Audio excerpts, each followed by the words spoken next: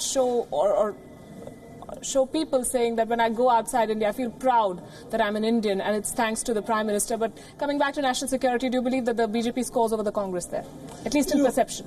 The government in power always gains from any kind of thing where they're not defeated. But you know what, Congress is making a mistake. Is that Lal Bahadur Shastri was the boldest Prime Minister. He was the first to have given orders to cross the border into Punjab, and go to Lahore. He's not a Gandhi, he's Shastri. I know he's not a Gandhi. So Congress's problem is that they can only claim virtue for the Gandhis. Anybody else who's been a good Prime Minister has to be forgotten. Poor Narasimha Rao is never mentioned, despite what it is. And very soon, poor Manmohan Singh would be out of history. What can you do in a party like that? And neither Rajiv Gandhi nor Rahul Gandhi look like strong leaders. Indira Gandhi did. But Rajiv Gandhi never looked like a strong leader. As a leader, you have to look the part as well. But let me go on to the next segment that we have here. And you were talking about the international response to Balakot. The international press is also paying a lot of attention. This is the biggest electoral exercise in the world, and obviously world media is interested in reporting on what is happening in India. But some are interested in more than just reporting, it seems. The Time magazine, for instance. Guess who's on the cover of the magazine? Narendra Modi, the Prime Minister of India. But that's not how the Time magazine has introduced him. The headline calls him India's divider-in-chief. Open the magazine and the title of the article reads, "Can the world's largest democracy endure another 5 years of a Modi government?" The first line asks, is India more divided now than ever? Good question. They have no answers, no numbers, no data to back what they print in bold headlines. So what does the article really say? It says that Narendra Modi is a populist leader, a leader of the people he represents. He has made Indian politics an us versus them battle, a battle between his party and the political elite of India. As expected, there are references to the Gujarat riots, an uncited report that says India is the most dangerous place for women in the world.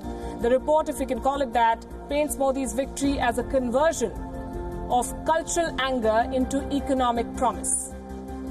Now, this isn't the first time Modi has appeared on the cover of the Time magazine. He's a powerful leader, the head of the world's largest democracy. In 2012, they featured him with a caption, "Modi means business, but can he lead India?" This was before he became the Prime Minister. A few years later, after the landslide win, in 2015, Time ran an interview with Modi with the title, "Why Modi Matters." That article looked at the reform pitch of the Prime Minister. 4 years later, Time is clearly running a campaign against India's Prime Minister. Here's something worth noting. Modi is not the first Indian politician to make it to the cover of this magazine. Mahatma Gandhi, Jawaharlal Nehru, Indira Gandhi, Rajiv Gandhi, even Sonia Gandhi and Manmohan Singh have been featured thus. But the criticism has never been this straightforward and unabashed. When the UPA registered a surprise win in 2004, the cover page read, "Sonia shining." That's just one example. In 2012, Manmohan Singh was labelled the underachiever. Rajiv Gandhi in 1986 was featured for his education. The difference in approach is interesting, to say the least.